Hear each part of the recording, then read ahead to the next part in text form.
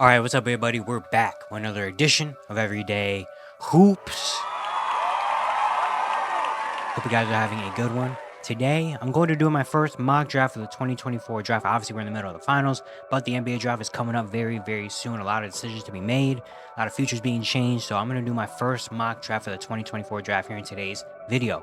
Thank you guys for the views on the videos and the shorts recently. I really appreciate it. If you do like the content around here, consider subscribing, like, turn notifications, do all stuff like that. I'd really appreciate it. It really helps out a lot. Join the membership. If you want to learn more about the membership, there's a video on my channel explaining all of it. You can go back and watch that. Link to my Twitter, TikTok, stuff like that, description down below. And yeah, don't waste any more of your time. Let's get right into it. Alright, so here we are. We're on Fanspo. We're doing a mock draft. Now, before we start the draft, I just want to say this.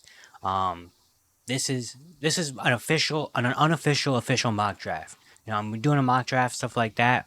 But I'm gonna be completely honest, transparent, like, of course, this is before a lot of things come out, before a lot of things of like what teams are really locking in on and trades potentially. This could be a year of draft day trades and stuff. And I haven't done my full in-depth deep dive on all the prospects yet. Of course, I know all the prospects. I know the basic general things about them, but I haven't really dived in all the way deep. Those videos will be coming up really soon with big boards and stuff like that. So this is kind of like an official mock draft. Just an unofficial mock draft. So I just want to talk about that before we really get into it. All right, so here we go. First pick, we have the Atlanta Hawks. Now, this one for me is between Zachary Versace and Alex Sarr. These are my two prospects I'm going for. I personally think Alex Sarr is the number one player in this class. But thinking about the Hawks, honestly, I don't think Zachary Versace would be a big thing. If the Hawks do take him, I think he could fit as well, especially with, the fourth position. You have DeAndre Hunter, who has a lot of years on contract. He's been injured a lot. Sadiq Bey is a restricted free agent. All the stuff like that. So we don't really know how that's going to go. But I'm going to go Alex Sarr number one. I think Alex Sarr is the number one player in this class. I think he is the best, probably 7-for-1 guy. Defensively, he can do a lot of good things, especially Hawks that were one of the worst defenses last year. Putting him in maybe that 4 spot, maybe 5, depending on how the Clint Capella, if they want to draft him, maybe they want to trade Clint Capella and put him in either as a 5. I don't know if his jump shot is really ready to be a 4 in the NBA, but he can play the 4 and the 5, and they can put him in different positions. He can guard the paint, but also he has the upside being his offense, where he potentially can be a guy that could score the ball, do many different things, so it's very intriguing like that. So I'm going to go with Alex Sarr number 1. Number 2, we have the Washington Wizards. I think this is an easy one. I'm going with Zachary Versace. Honestly, I think whoever the Hawks, out of Versace and Alex Sarr, whoever the Hawks don't get, the Wizards should be able to pick up, whether it is Sarr or Zachary. Big shooter. Zachary is a big shooter. The Wizards lack a lot of wing play. They lack a lot of size. They lack a lot of talent in general, honestly. So having a guy like Zachary that can come in, can fit right away as a shooter, space the floor, also maybe do a little bit of other things is nice as well. And just a guy with some potential, which is what the Wizards need right now. Now the Houston Rockets. This is where things start to get very interesting. The Rockets, they can go a couple different ways. I could see a Donovan Clingan potentially. They want to add some size, maybe behind Alperen Sengun. They did trade for Steven Adams, but maybe bring in a younger guy like Donovan Clingan. Reed Shepard, I don't think he's a bad get. Even, honestly, you could make a case for maybe a guy like Stephon Castler or something like that. Personally, I'm going to go with Reed Shepard out of Kentucky. I think he's going to come in. He's going to fit wherever he goes to. I think the Rockets at this point are just loaded with talent, young talent everywhere at every position. I think just getting another guard that can come in and fit isn't a bad idea. You get Reed Shepard, a guy that doesn't need the ball in his hands. He doesn't need so many things. All you got to do is put him on the court, and he'll find a way to impact the game. I think that's what a young team like the Rockets need. I think he'll fit really well with Ime Udoka and what the Rockets are doing, especially with the veteran presence and more being a winning team. I think Reed Shepard will fit in very, very well. The Spurs at number 4. We did learn that Nikola Topic has a half-torn ACL, so I don't know how much that really, affects his draft stock potentially. I'm not really sure. But I think that would have been my pick here, is Nikola Topic. I think he would really fit in to the Spurs team. And honestly, I'm going to go with it. Nikola Topic at number 4. Of course, with the torn ACL, we don't really know how it's going over there. I don't know how his draft stock is looking right now. They probably could get him at 8 potentially. But I'm going with Nikola Topic. The Spurs, their biggest need really is a point guard that can feed Wemby the ball. And Topic is a guy that can do that. Big point guard, Not the most maybe highlight reel type of guy. He's not gonna put people on poster or anything like that. But he's gonna come out. He's gonna do his thing. He's gonna get to his spot. He's gonna get to the rim. He's gonna get his teammates involved. And that's all the Spurs really need. And I think Topic would be a really nice fit and piece with there.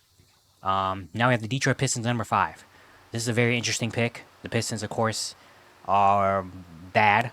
They do have a couple young things that you like, but they're not an amazing team yet. I think I'm between Montas Buzelis and even Dalton Connect here.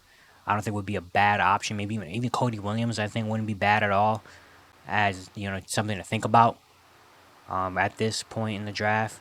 But honestly, I'm gonna go with Montas Buzelis here from the G League Ignite. A guy that can shoot the ball, even though he didn't have an amazing shooting year at the G League Ignite. He was known as a pretty solid shooter, a big forward. Someone that could bring some size, some potential, some ball handling, some defense ability, a little bit of everything. With the Detroit Pistons, something that the Pistons don't really have, especially at the wing position. So I think that would be a really nice fit there. Buzelis to Detroit. Charlotte Hornets at number 6. This is another interesting spot here.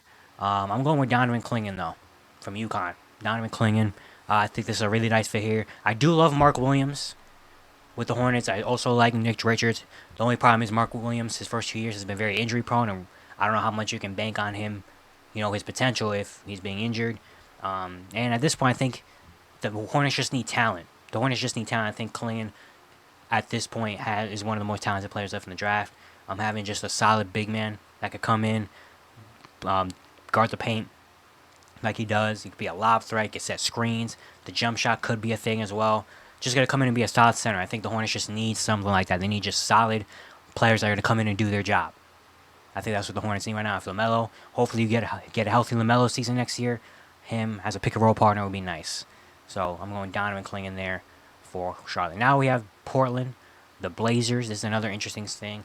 I would pick more forward here. They do have Scoot, Anthony Simons, Shaedon Sharpe is like a 2-3. If Donovan Clingan was here, I probably would have went with him. But looking at the Portland Trailblazers at number 7, I'm looking at a wing. I think a Don Connect, maybe. A Tidjane Solange, maybe a project type dude. Cody Williams wouldn't be bad at all either. Ron Holland, I think, isn't a bad shout either at this position. But I'm going to go with... is this maybe too early for Salone? It could be a little bit too early for Salone. But then again, this draft, who really knows? You know what I mean? I'm going to go with...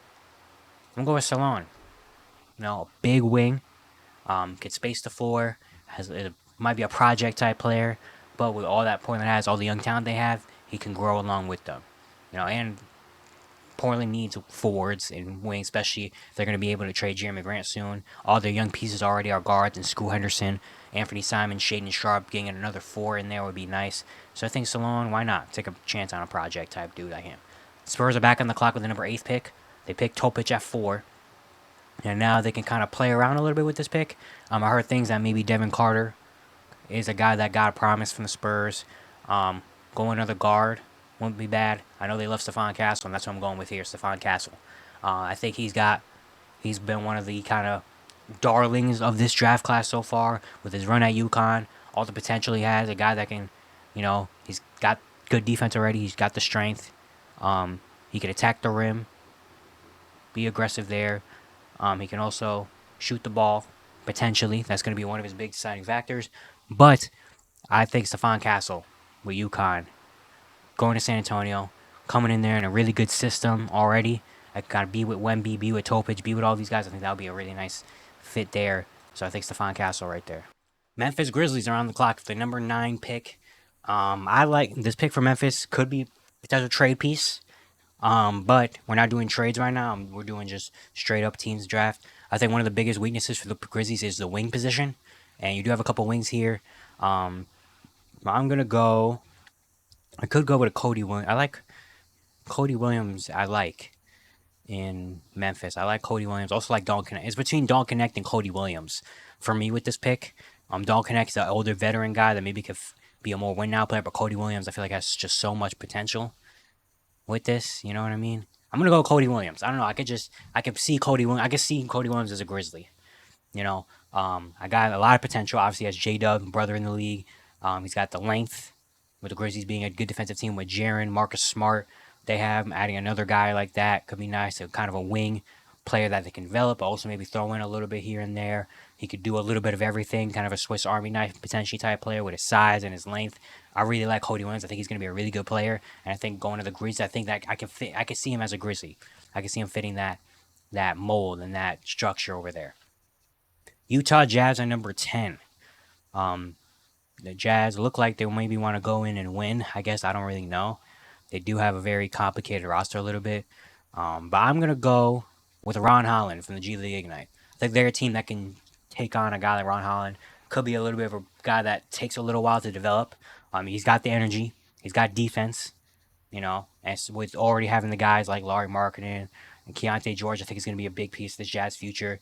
Getting another forward, another energy guy, another guy that can work on that could be a defensive guy that maybe could solely work into the offensive part of the game a little bit. I think it would be nice. I can see the Jazz taking on maybe more of a project, quote unquote, not really project, but a guy that might take a little bit longer to translate to the league.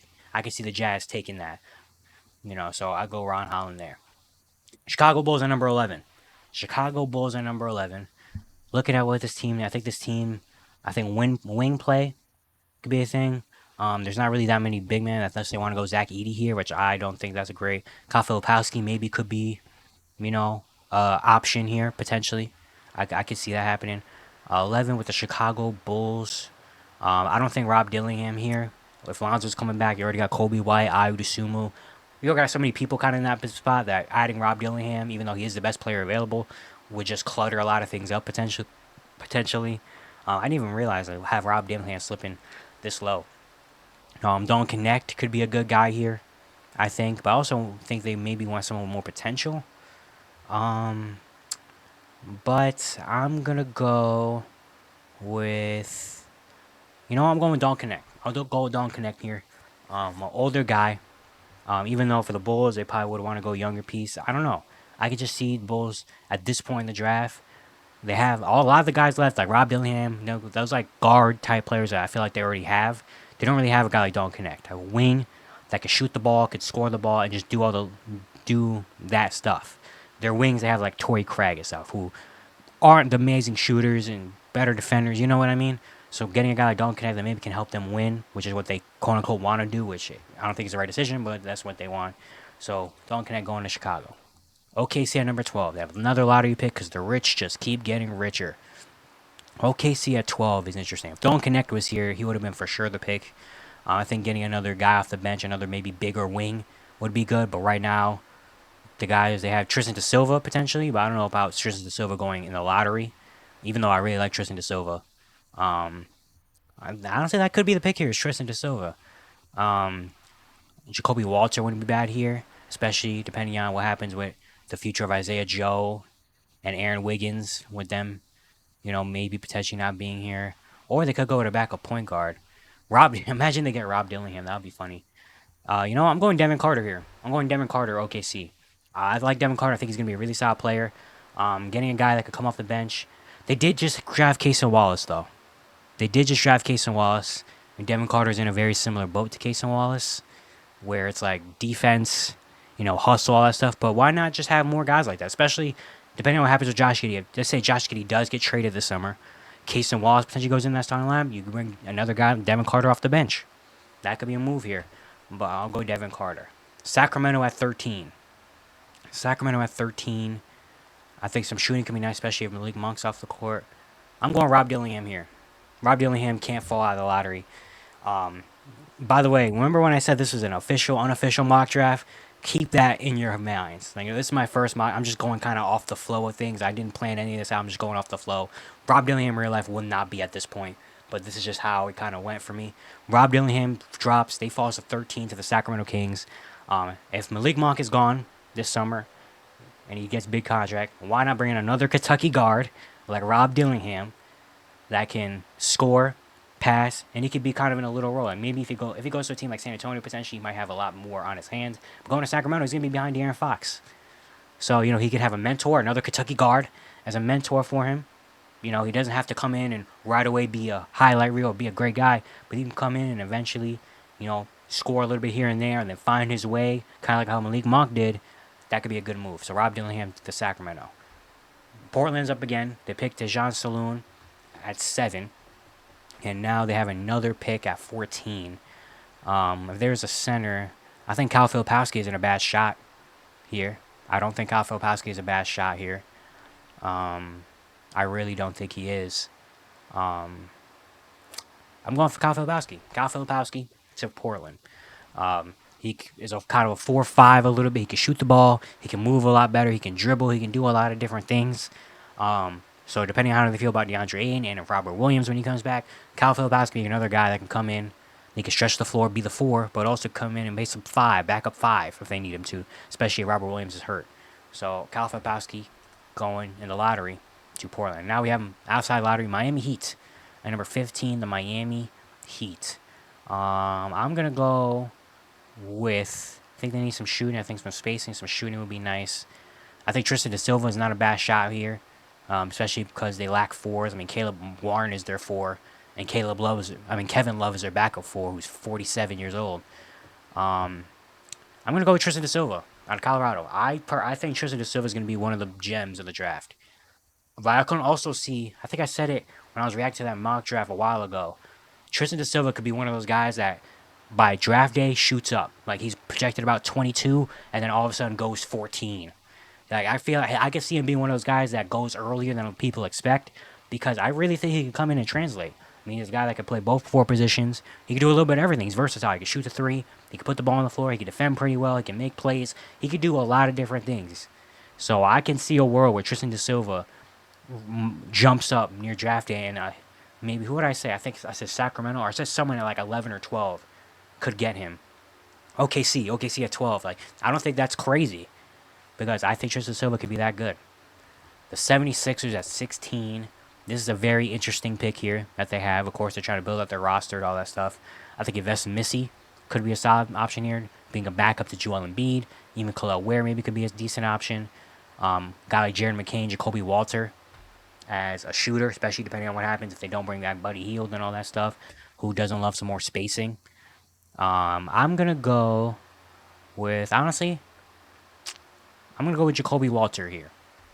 A guy that can space the floor, which is what they need around Joel Embiid.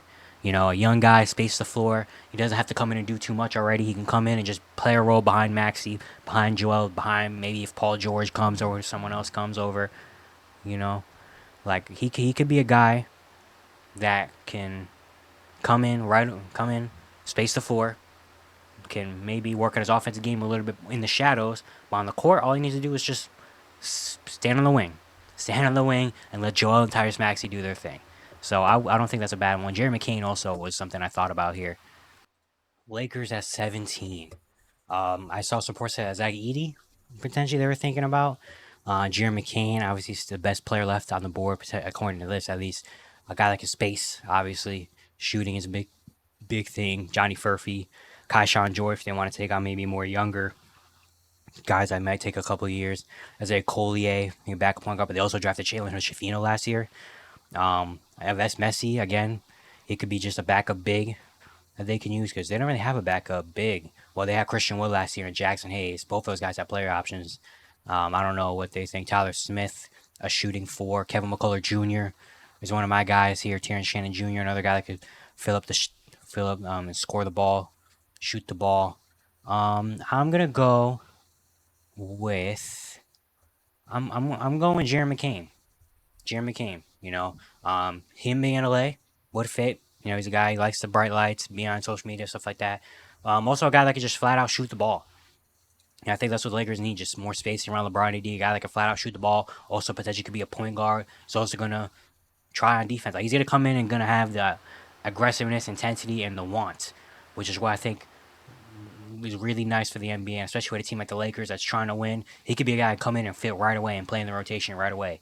Besides, unlike maybe Jalen Schifino, who maybe, he sat really his rookie year because he was injured and stuff, Jim McCain could come in and right away find a spot in the rotation. So I like that.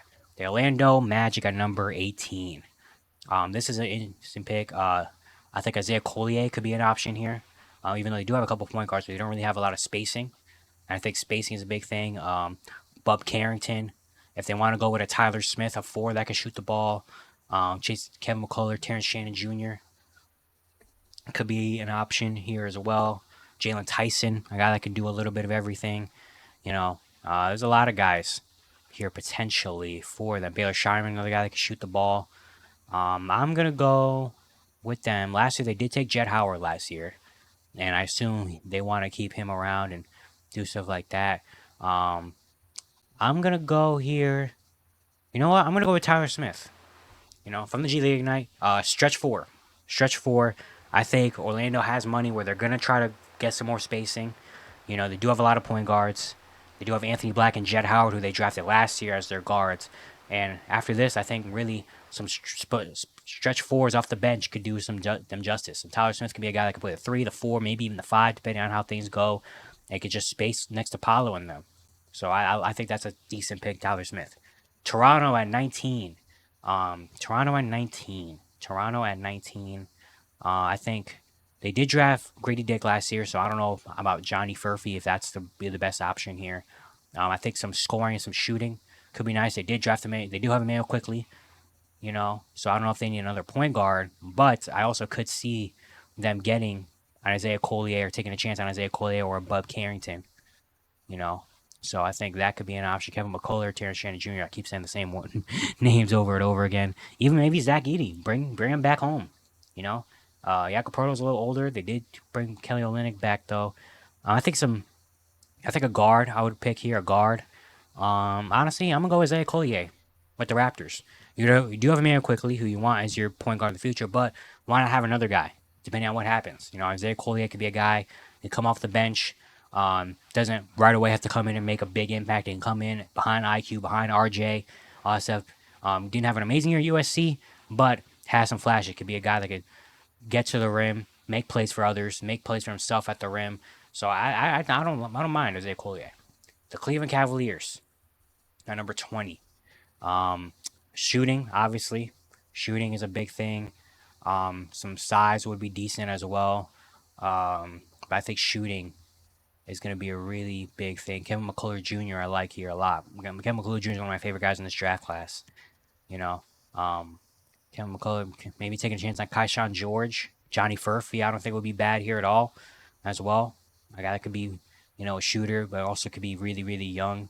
They can work with. I'm going to go here at 20. Even Bub Carrington, a guy that created his own shot, would be really, really nice. I'm going with Kevin McCullough Jr.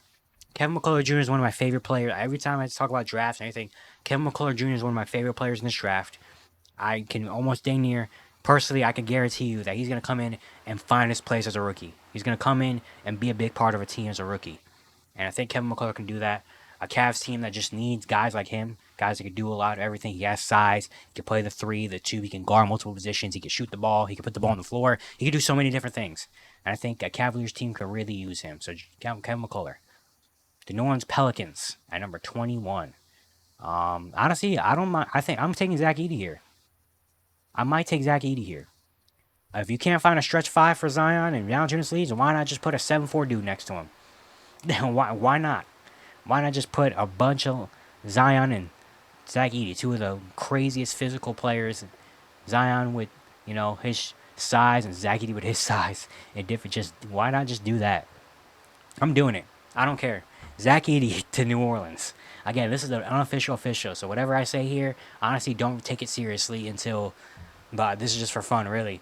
Zach Edey to New Orleans. I've been thinking about this since Zach Edey was in the draft. Like, if I'm in New Orleans, why not just try it? Just go for it.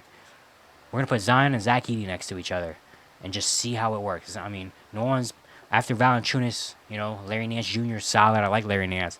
But getting someone with size, 7'4", Zach Edey, you don't really have to give the ball to him because you're going to have CJ, Zion, all that stuff. Now, it could maybe plot things up because people might not guard Zach Edey.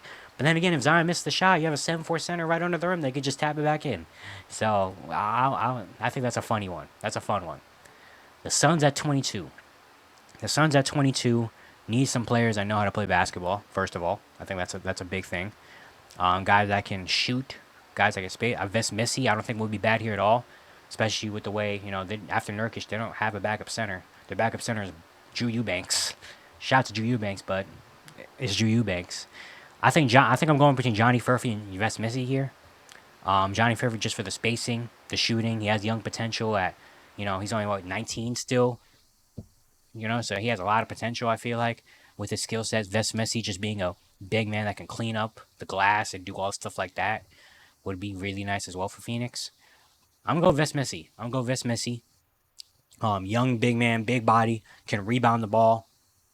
Yeah, it could just be kind of a clean up under the glass, clean up under the rim. That's what they need. Some young talent that can clean up under the rim. I think that would be nice for Phoenix. Milwaukee at number 23. Again, some spacing, some defense would be nice as well. Ryan Dunn could be potentially here. I like Jalen Tyson here a lot too, though. I'm gonna go with Jalen Tyson out of California. A little bit of an unknown in this draft, but I think he's a guy. He's versatile. He could play a couple different positions, do a couple different things, does whatever he can to help his team win. I think the Bucks need some guys like that with some size, some versatility, guys that are willing to do the little things. I think that's what Jalen Tyson can bring, and I think that's what the Bucks really desperately need. The Knicks, the New York Knicks at 24 and 25. At 24 for the Knicks, the first guy I'm going to go with, because they have back-to-back picks here. They do have back-to-back picks. The first guy I'm going to go with is Johnny Furphy from Kansas. The Knicks are such a good team. Why not take a chance on him? Why not take a chance on a 6'9", potentially 19-year-old that has a lot of potential, that can shoot the ball, has athleticism? Like, why not take a chance? It's not like he has to come in and be something right away. He's a 24th pick, and he's really young. You can stash him for a year or two, and then when a position opens up, kind of like in a similar way you did with Miles McBride, how Miles McBride was kind of stashed on the bench, and then eventually he found his way, and now he's great. Johnny Furphy could be kind of similar, where you stash him on the bench, come in a little bit, and then once you need some guys that can come in and fill that position, he could come in and do something. So I think that, and then you have the 25th pick with the Knicks. The 25th pick, I think Khalil Ware could be a guy here. A pogo stick backup center, especially depending on what happens with Isaiah Hartenstein. If he does leave, I think that could be a nice option there. Tyler Kolek, that's another backup point guard. Ryan Dunn as just defense. I'm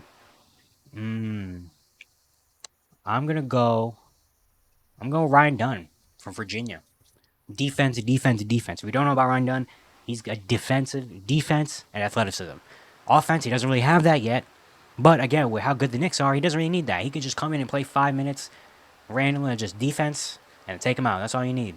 That's all you need right now. And then let the offense develop time by time. But right now, with athleticism and his defense, just throw him in for a couple little spurts here and there if you need some defense. That's all you really need. The Wizards are back up again at 26. They picked Zachary Shai with their second pick. And now here, you got options. You got Khalil Ware if you want a big man. I think a guy like Kaishan George, kind of a guy that could be something that you can hold as kind of like potential.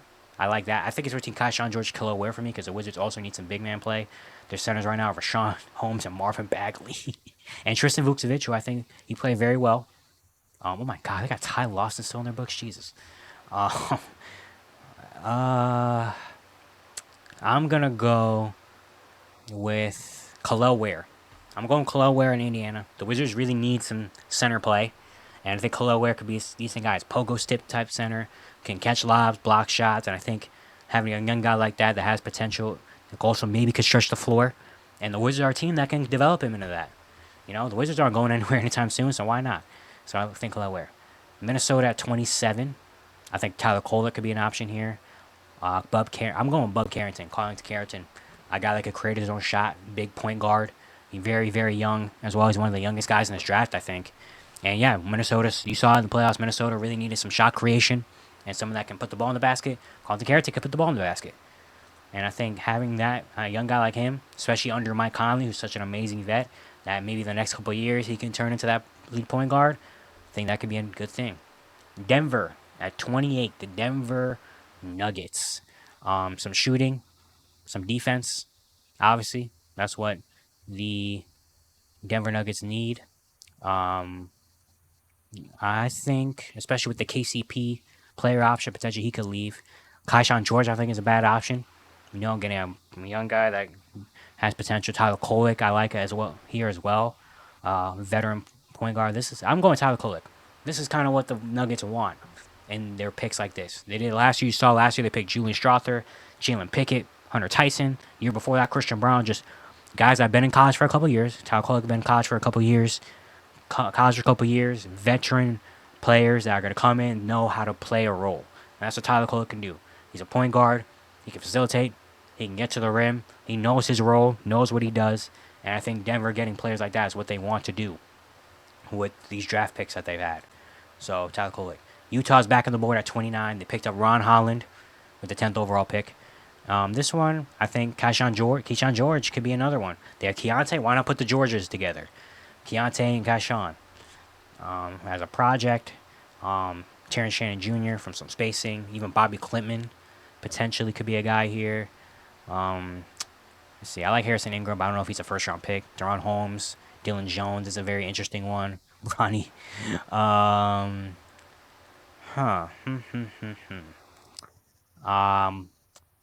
gonna go with This is an interesting one. Bobby Klintman, I don't think is bad here. I like Bobby Klintman. I thought he was gonna come out last year out of Wake Forest, but then he went overseas for a year. I don't think that's a bad option.